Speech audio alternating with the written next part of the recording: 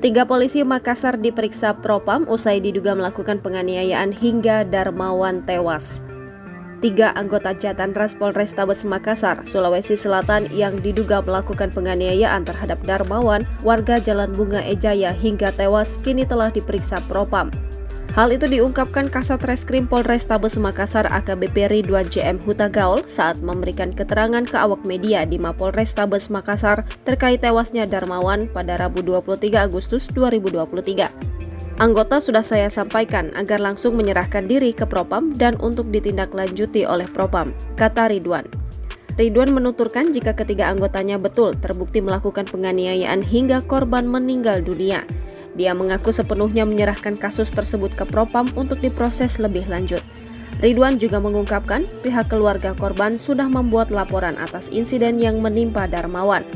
Dia juga mengaku akan transparan dalam mengusut dan memproses ketiga anggotanya jika terbukti bersalah.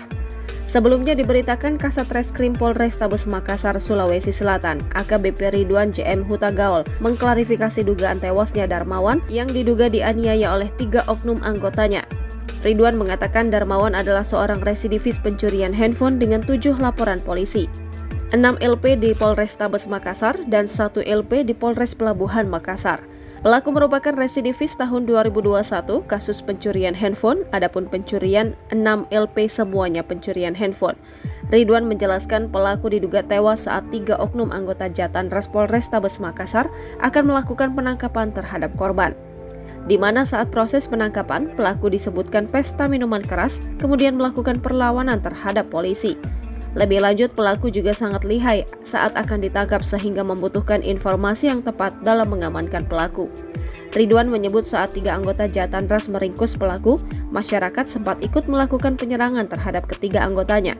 Sehingga ketiga anggotanya berusaha mengamankan dan menyelamatkan diri dari serangan masyarakat. Terkait dugaan keluarga korban yang mengatakan kemaluan Darmawan diinjak dan beredarnya info jika korban ditembak, Ridwan mengaku belum mengetahuinya. Pihaknya mengaku menunggu hasil otopsi dari Rumah Sakit Bayangkara.